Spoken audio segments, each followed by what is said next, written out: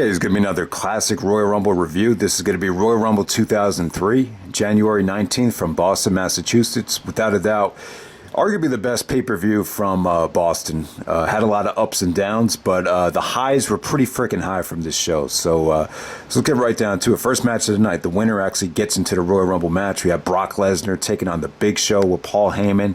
And, you know, one of the gripes about this match, I just feel like the overall Brock win and his, reaction when he got to the Rumble, I think it would have been so much bigger if he hadn't opened up the show. I think sometimes when you open up the show or you show up on Sunday Night Heat, you know, it's kind of hard to duplicate the initial reaction, but you know, the thing is, Brock and Big Show never really had a chance to go at it yet. You know, the Survivor Series match, while it was fun and spectacular, it was cut extremely short. With this match here, they were able to kind of show what they can do a little bit longer. Brock he was able to get more out of the Big Show than anyone. I mean, Brock's offense on the Big Show, it just looked breathtaking. The way he was able to pick up that, 500 pounds like he was nothing.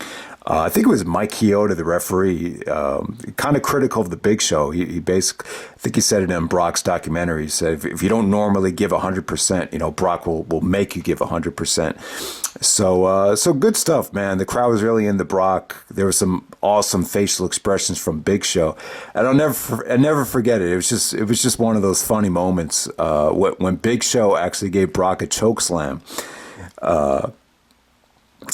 Brock kicks out, and the Big Show's reaction, like he just gave this weird facial reaction, and this one kid at the pay-per-view party, he just shouts out, "Oh my God, he looks like my aunt," and it was just funny, like the way Big Show looked, it didn't look like him, like it was just an abnormal facial reaction from him. So, but pretty generic finish, pretty easy to remember finish. Brock actually throws Big Show into Paul Heyman. Heyman gets knocked off the apron, and then Brock hits a F5 on the Big Show. The F5 didn't look as good as it did at Survivor Series. At Survivor Series, he was able to rotate him like a normal guy. Here, it looked like he had a little bit more trouble, but it still looked pretty impressive. So, just a great way to energize this show. I didn't have a problem with it. I just feel like, to see Brock two times on this, I think that's one of the things about Brock. Like you got to keep his appearances special, because even in 2003, like people just got sick of seeing Triple H and Brock as champions. It just got monotonous. But I think one of the great things about Brock during the comeback was they kept his appearances special, sporadic, and I think that's kind of the way you got to book Brock Lesnar. Not to oversaturate his appearances. But let's move on to the next match. You had the Dudleys challenging Lance Storm and William Regal for the Tag Team Championship. So Storm and Regal are the champions here. At this time, they weren't the Un-Americans anymore. Storm was coming out with the Canadian flag, Regal with the UK flag. And I'll say this about the match. I thought this was an awkward spot to do a title change. It just didn't feel like the type of mood where you would do a title change, especially second match on the show. It felt like the type of spot where the heel team would go over, but and it didn't really feel like this was like the Dudleys' first big pay-per-view match back. I think it was their first, real, title shot back as a tag team. Remember, they reunited at Survivor Series. You almost forget it at that time. So yeah, man, I don't know about this match. I just felt like Storm and Regal, particularly at this time, they were, especially in this tag team division, they were never really able to showcase, just how great they were in terms of their wrestling skill. The finish was kind of weird. You had Chief Morley coming out, and the Dudleys actually intercepted the Brass Knucks and ended up winning the tag team titles. I don't know. It was okay. I just felt like that was an awkward spot to do a title change. Maybe they should have built up the Dudleys title change a lot better than this. All right, so next up we had Torrie Wilson taking on Dawn Marie Wilson in a singles match. This is a stepdaughter versus stepmother matchup right here. So Torrie and Dawn, this was a big feud at the end of 2002. Dawn Marie wanted to marry Al Wilson. I think at this time Al Wilson had actually passed away. You know what? I'm not really in the mood to really dissect this whole storyline, but I love Torrie Wilson and Dawn Marie. I think they're both hot as hell. But just in terms of them wrestling, I've talked to some people back at school. I remember some people thought these were the worst matches in WWE history. They were that bad. I mean, you probably can't find two worse back-to-back matches on a pay-per-view than this women's match and the world title match next up. So yeah, I mean, I like Torrie Wilson, but she wasn't great on the mic. She wasn't. She really wasn't. She even admitted that she had a tough time. Being aggressive in the ring, and Dawn Marie tried here, but there was just a lack of chemistry, and the storyline was a little bit over the top, but Paul Heyman did try to make this a little bit creative. Probably the highlight of the storyline would be the Armageddon segment where Dawn Marie wanted Torrie to meet her in a hotel room, where you had more of the whole hot lesbian action thing that Bischoff started. But yeah, man, let's just move on. Next match, you had Scott Steiner challenging Triple H for the World Heavyweight Championship, and a lot of people know how I feel about the match. And a lot of people would agree this is one of the worst matches of all time. It was just one of the biggest flops ever. So I'll say this about the match. Scott Steiner, the initial reaction was pretty good. When Steiner came in, I remember Taz saying, "Big time for the WWE, signing Steiner." So there was a lot of excitement at first. I think at the Survivor Series when he made his debut. I mean, the reaction was great. The arm wrestling contest, the push-up contest, the pose downs. The fans were pretty much behind him. I just think a lot of people just weren't ready for him to wrestle in the ring. I think a lot of people were just kind of naive to how much Scott had deteriorated. Obviously he's a genetic freak. His body looked chemically enhanced from all the. Obviously this guy abused steroids like nobody I think we've ever seen in the history of professional wrestling. Steiner used to be a great athlete, back in the day when he used to tag with his brother, but at this point he just didn't have a lot left, and I think it's tough. I think it's tough to be thrown into the fire like this. I mean, when was the last Scott Steiner match on a pay-per-view? Maybe from early 2001 in WCW. So you're taking 2 years off, and then you're throwing him into a main event level match on one of the biggest top 2, top 3 pay-per-views of the year. It's just a lot to ask for, and not to mention the match went about 20 minutes. So I know Triple H got a lot of criticism here for the match sucking. The Triple H hate on the internet escalated a lot, before WrestleMania and after WrestleMania, but it was getting worse by the day here. By the time you get to SummerSlam, Triple H was almost as hated as Cena in certain sections of the IWC internet wrestling community. But I just think Triple H had the mentality here. It kind of reminded me of Austin Aries against Tyler Black from Final Battle 2009. Just, chicken shit heel, running away from Steiner, bleeding, but trying to get out of the match. Triple H did not look bad here in terms of conditioning and mobility. He actually looked quite good. He looked like he actually lost some weight here.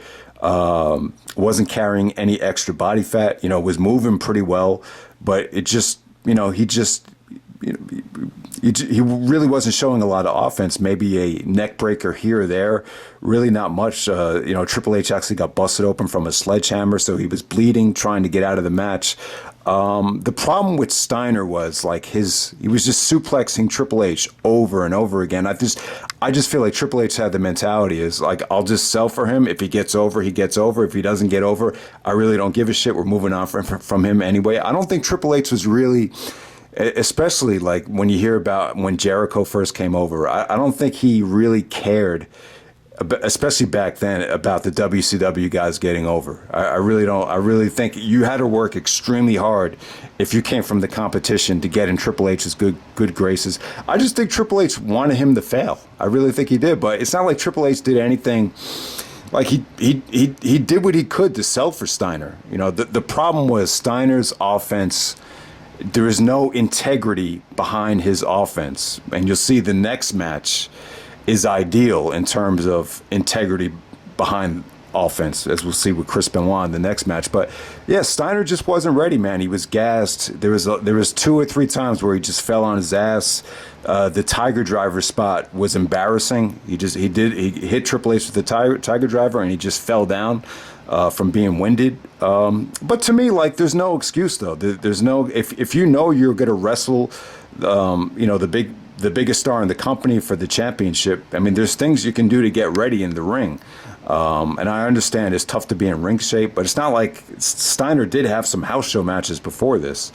But it's tough. It's tough to prepare for a match like this, especially when you're out there in front of a live crowd. Maybe there was a lot of nerves there. I don't know what it was, but the fans started booing Steiner.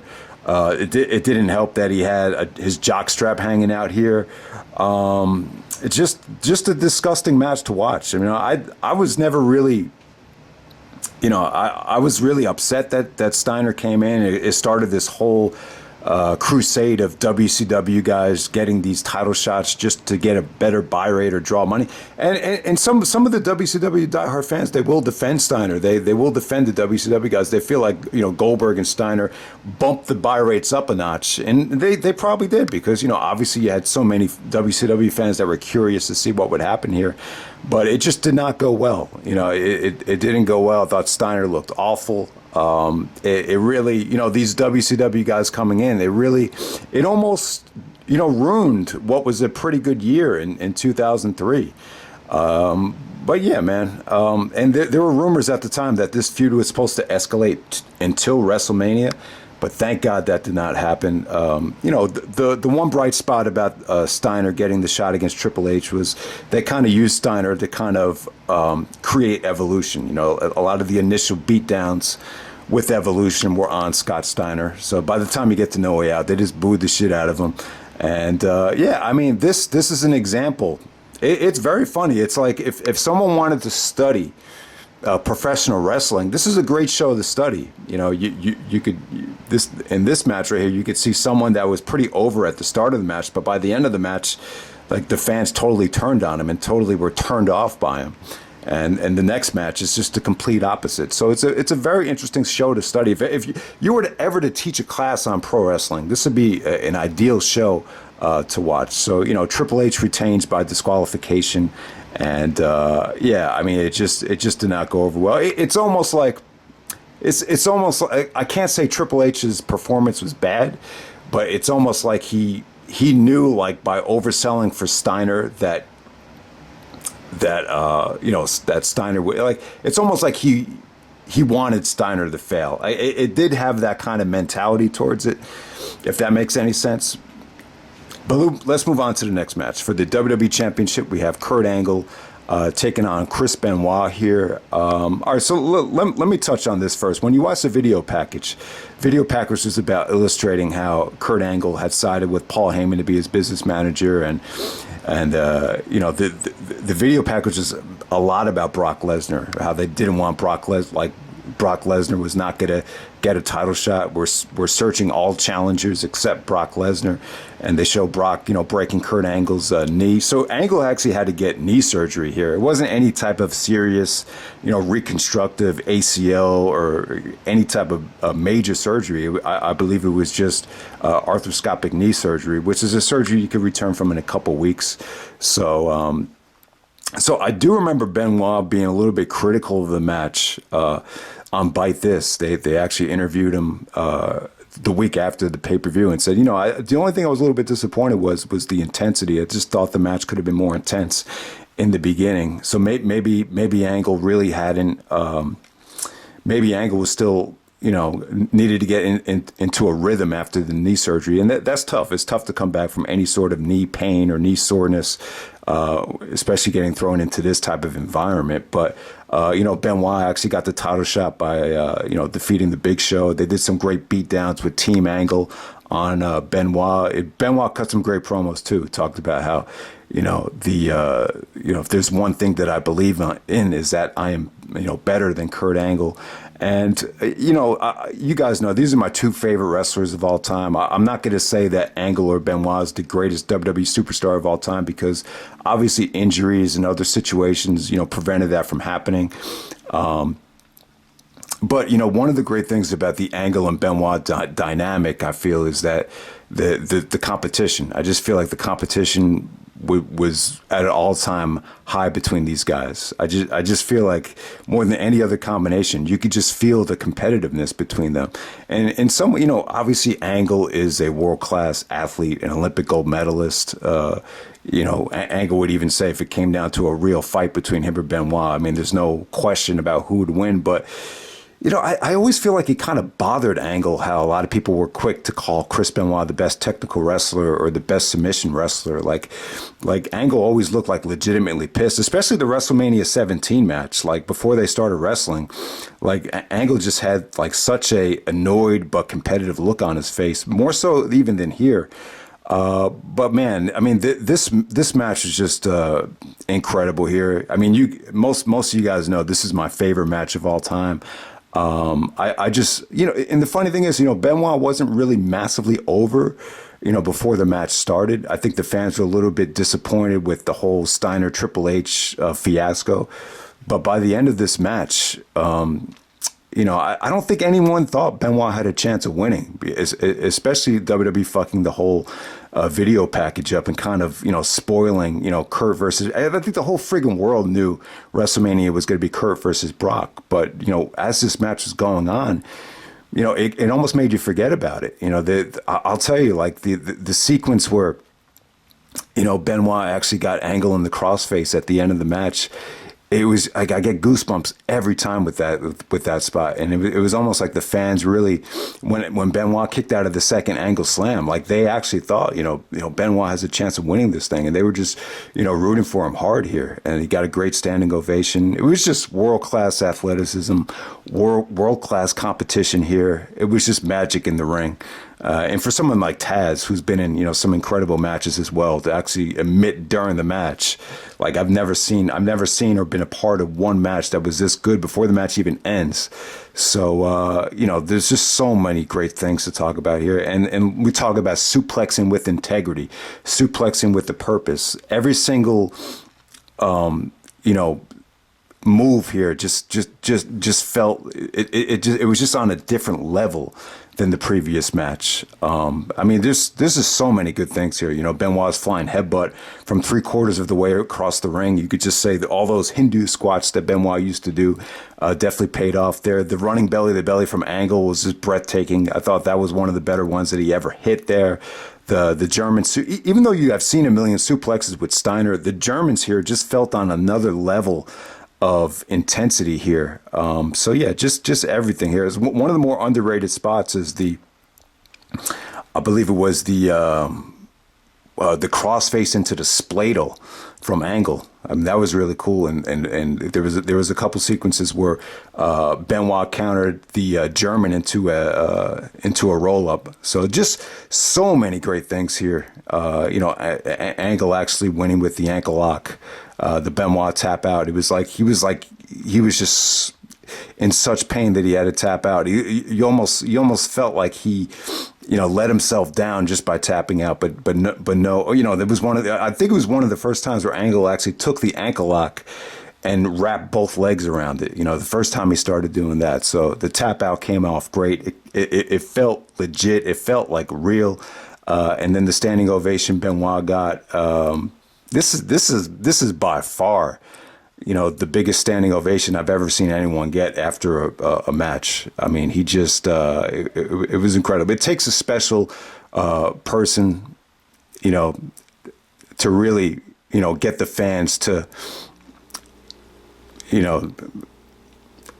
get that emotional after a match. And Benoit was able to do it. I mean, the guy just, say what you want about the guy, but the guy just lived and breathed for his profession like no one else. Like he gave it 100%, and I think it was weird. It was like the match before this. I think it was clear that the two guys didn't really give it everything they had, and then the fact that the next match both guys left it all in the ring. They put their they left everything in that ring.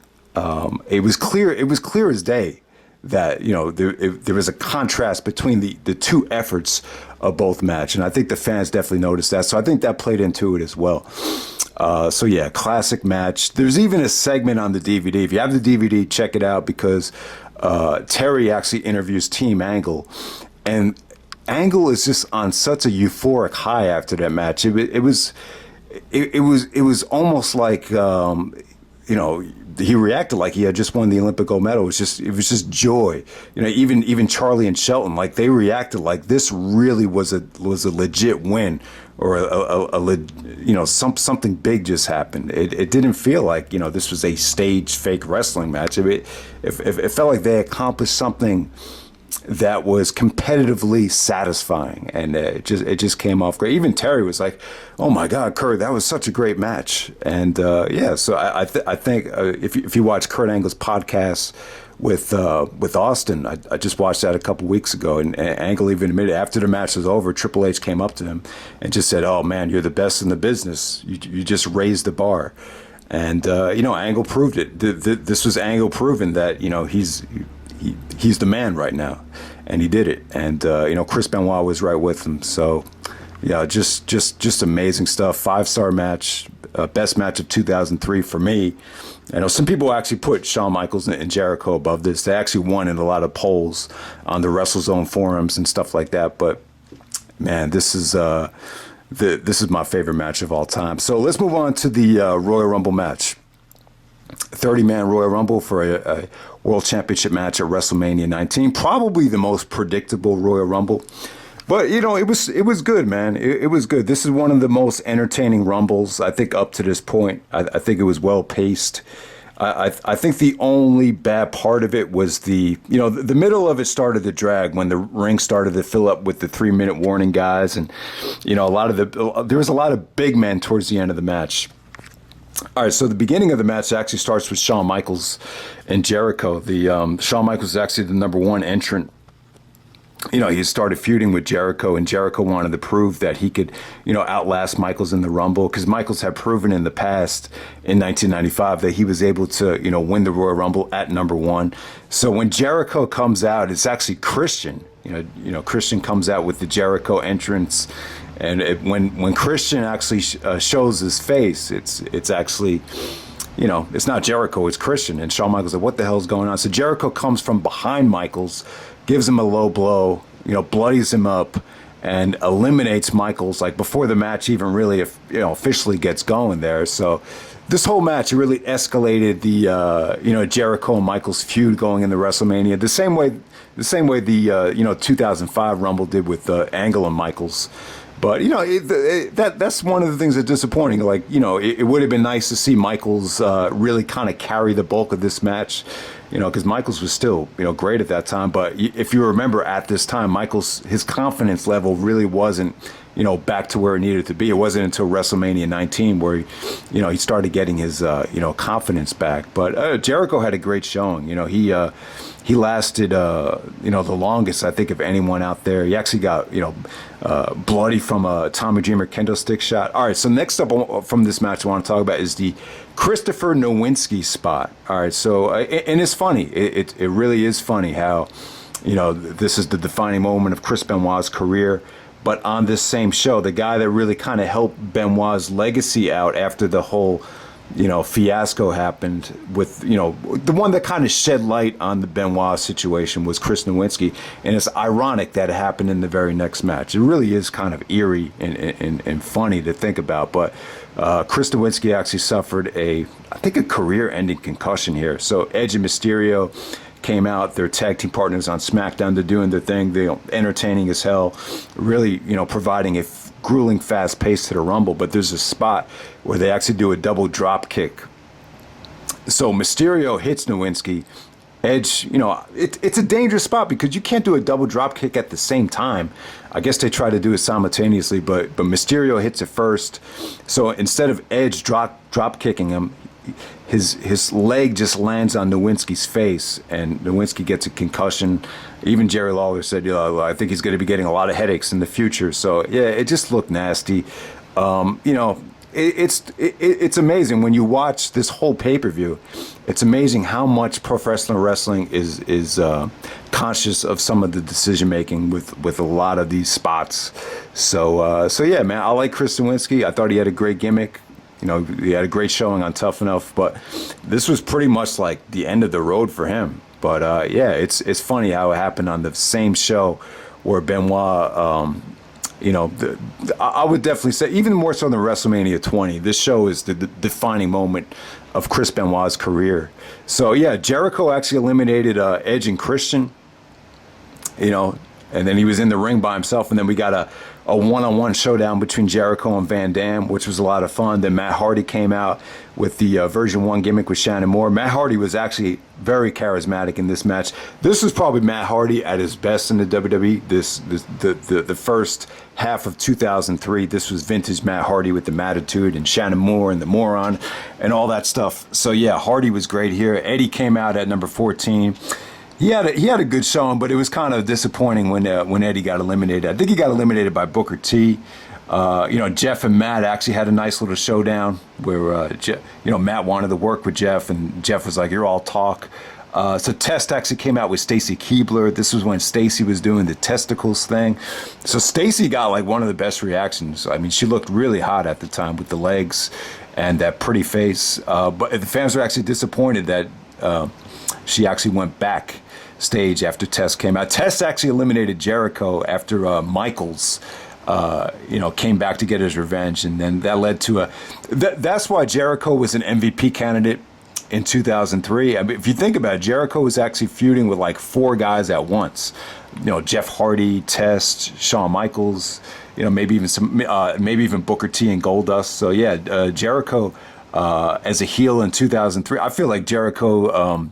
This was the best year of his career, specifically on the mic with the highlight reels. Definitely want to review some classic Raws from 2003, especially the Montreal one. That's definitely one that's coming. But yeah, man. And then Cena comes out.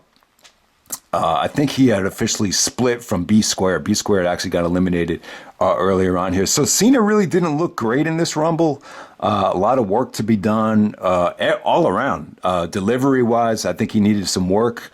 With the battle raps, you know, he really wasn't quite there yet. You know, eventually before Backlash, he really started hitting his stride. But just his attire just didn't look good here. He was actually wearing full length jeans here. So yeah, I just thought, I don't know. See, this Cena battle rap. This is where he had the line about. I'll be hitting roaches like coaches be choking, or like Sprewell be choking coaches. And he had another line about. He was given all these reasons why he was going to win the Royal Rumble. One of the reasons was reason number 1, to cut you up like cucumbers. And I think reason number 3 is kind of hard to explain to you. But I'm going to win the Royal Rumble, go on to WrestleMania. So I thought that was a dope line. But a lot of people just didn't really like Jerry Lawler was like crapping on this. He was like, JR, do you like the rap?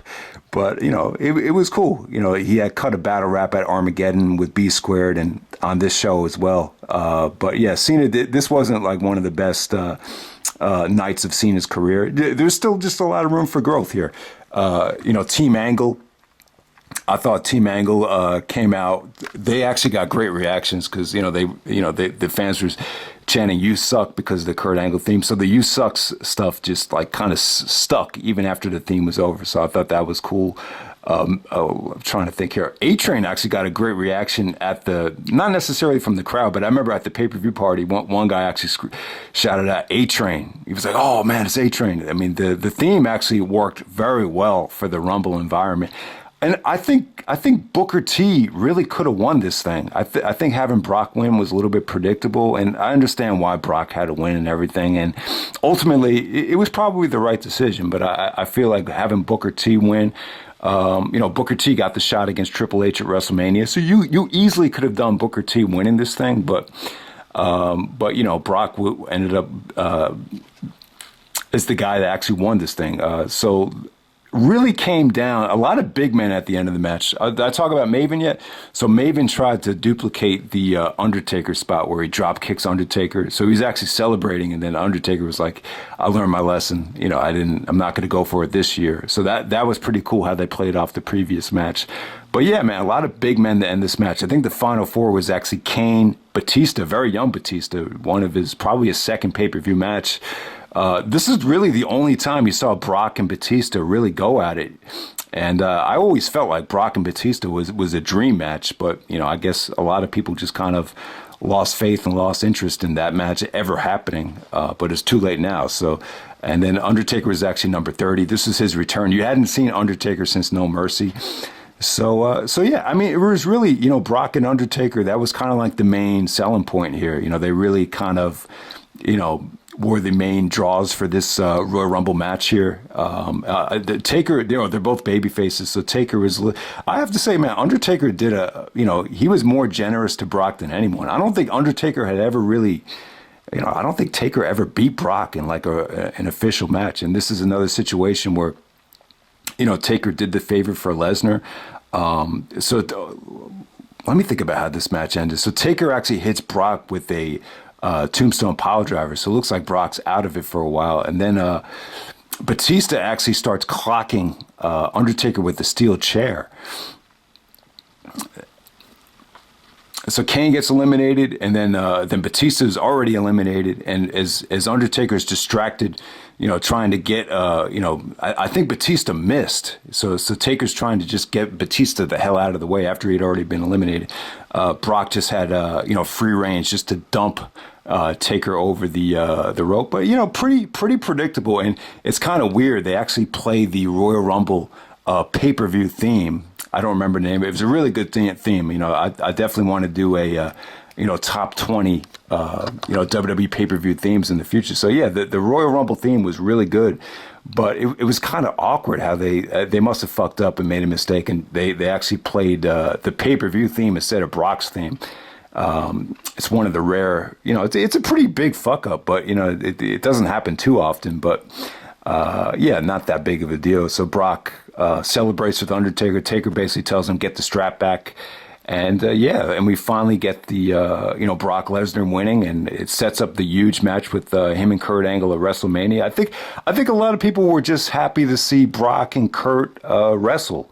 It was finally going to happen. You know, obviously, you know, there was a situation at No Way Out where Angle hurt his neck, and you know, there was a couple weeks where we thought Angle was going to get neck surgery and not wrestle that match, but you know, thank God he did. And you know, the one gripe about the Brock and Angle stuff is I was never really that high on Brock as a face. Even in this match, it came off a little bit corny. But if I had to pick, you know, what was the best, you know, way to go for Brock and Angle, I think I prefer Angle as the heel and Brock as the face.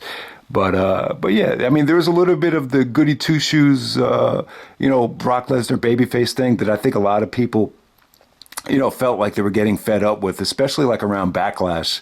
Like, I think a lot of people did start to turn on him. And I don't think that was really the best version of Brock, to be this goody two shoes babyface. But yeah, man, you know, we it was finally set in stone to have Angle and Brock finally going at it. It was a match I was dying to see. I was just happy that we were finally getting it at WrestleMania. But yeah, this was definitely a great show. I feel like the Rumble match, extremely entertaining. Not one of the best Rumbles, but it was very satisfying. I definitely think it's a 4-star Royal Rumble.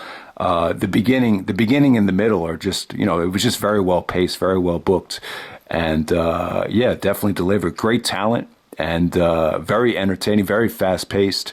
You got one of the best, if not the best, you know, match in WWE history on this show, and you got some of the worst matches in WWE pay-per-view history on the show as well. So it's a mixed bag, but you know, ultimately, I definitely think this was definitely the highs were pretty freaking high. So I'll say that. So that's a review of the Royal Rumble 2003, and I'm out. All right.